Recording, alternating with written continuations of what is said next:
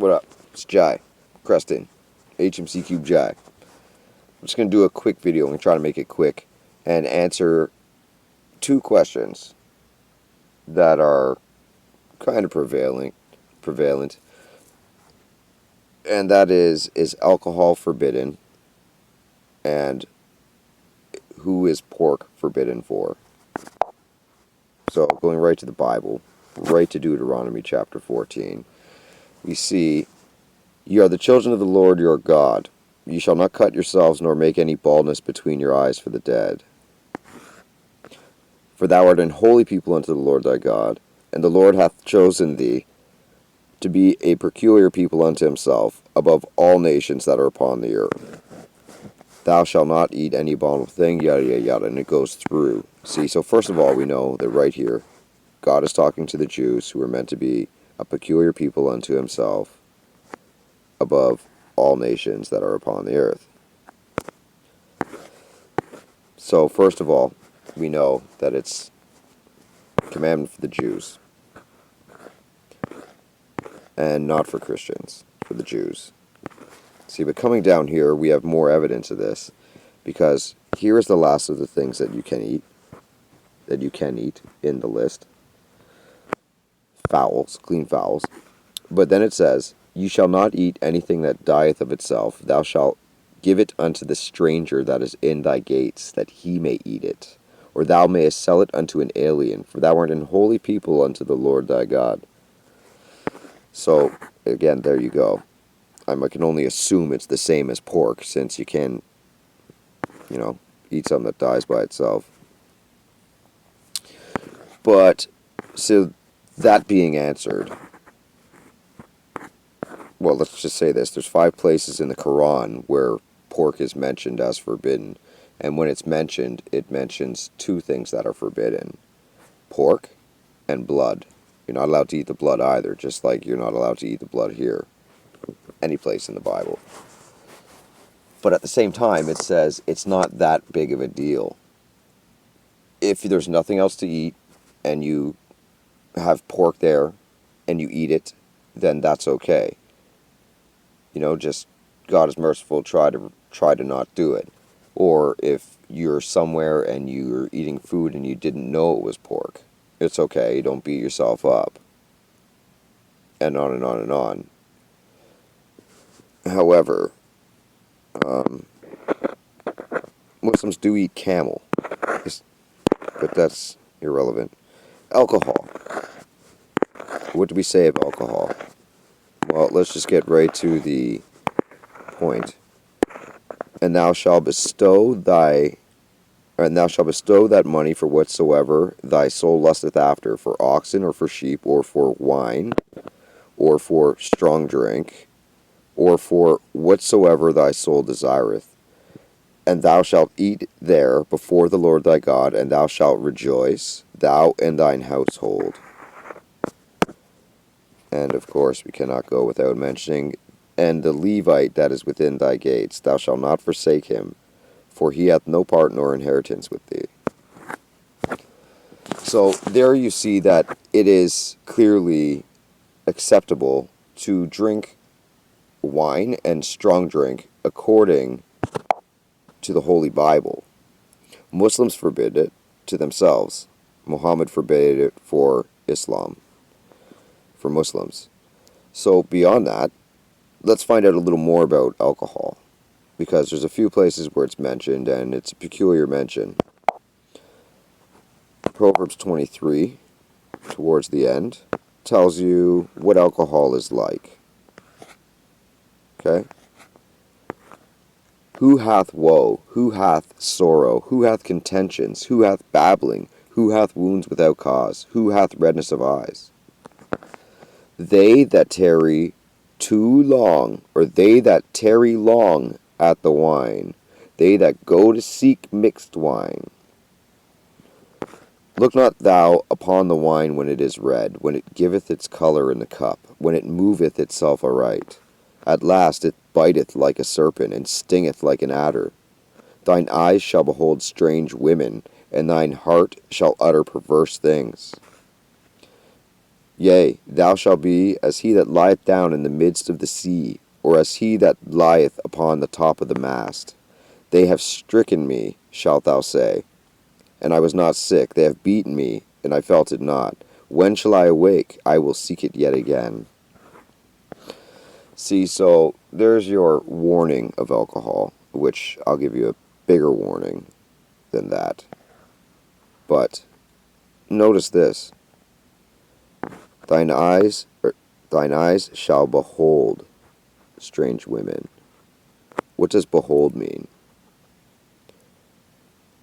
And I'll tell you why this is such a particularly important mention, because people typically get the wrong understanding of this statement. Beauty is in the eye of the beholder. What does that mean? I think most people think it means it's whatever you want to think about it. And the answer is no. Whoever beholds the thing will see its beauty. See, because beauty is in the eyes of the beholder. See? Thine eye shall behold strange women, and thine heart shall utter perverse things. Talking to yourself. So the warning of alcohol is, if you don't know and you're not experienced drinking alcohol, only drink a little bit until you know how much, first of all. I have myself almost died. I almost went to sleep in the snow, but somebody found me. Somebody who I knew and was actually my ex-girlfriend. We were at a party, and she left early because she had to take her sister home. Anyways, if you get too drunk, there's something called wet. And wet is when you no longer enjoy drinking as a pleasant thing. You seek it all the time, and you drink a lot more than you need to. So, getting wet is not a good thing. See, getting to the point, alcohol can be a medicine. And you say, how can alcohol be a medicine? And I'm not just talking about topical spray. I mean, alcohol can literally be a medicine for spiritual ails. So, but you can't do that getting wasted. You can't get drunk. See, for example, if you buy 2 tall cans of beer, that should be enough for you for, like a good 5, 6, 7, or 5, 6 hour meditation or treatment. You know what I mean? Like one treatment. And with alcohol, you shouldn't need any more than 200 milliliters. I mean, and that's if you're like, quite in there. 100 milliliters is enough. You drink a little bit, and then you feel it. You gauge your feeling, and then you drink a little bit more. And then when you find the spot where you know it's right, okay, you don't just keep going. You go higher and higher and higher and higher and higher. You're going to fall off the edge, guaranteed. But if you go too high, you're going to pass right over the effective zone of alcohol where it can actually be used as a medicine. And basically what that does is that gives you the space to fix your own problems. Okay, so where do we get this idea from that alcohol can be a medicine for such things? And there's more to it than that, because there's also a prescription in the Bible for alcohol. Do you know where to find it? Bam. Proverbs 31. Let's see here. Verse 6. Give strong drink unto him that is ready to perish, and wine unto those that be of heavy hearts. Now, I'm going to tell you from personal experience, I've used alcohol as a medicine, and it's done wonderfully.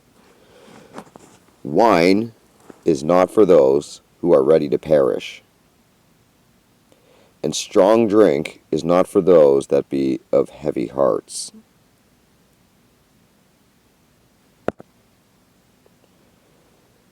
Now, what does it mean, ready to perish? That's when, you're holding on to your soul. Like, everybody's alive who's alive. You know what I mean? Ready to perish doesn't necessarily mean you're about to die. Ready to perish means like a dead man walking, dead man, a living dead man. You know what I mean? But wine is not enough for ready to perish.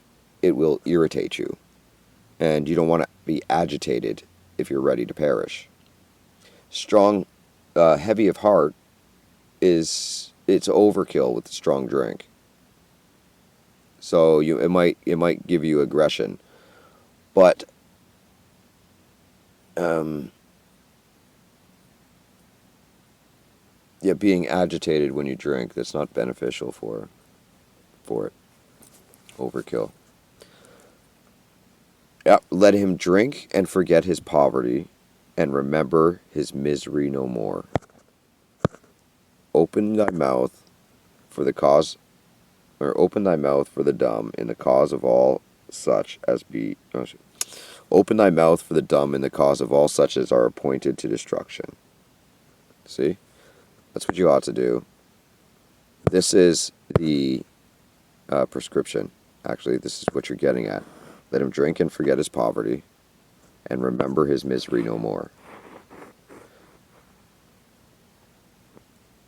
See, when you're in a desperation for whatever reason, emotional or financial, and like, or some stress situation, and you're just, you know what I mean? That's the way to do it. Just a little bit though. I'm not telling you to do it. I'm not prescribing it for you myself as a doctor. It's not a doctor's prescription. It's a spiritual prescription, and you need to be wise and smart about it because it's not just that simple. I mean, there are other verses in the Bible that have to do with alcohol, but we're not really going to go there. We can assume David drank because David, was a king in his feast. So, yeah, I guess we'll just leave it there. That's the video. New beginning of understanding.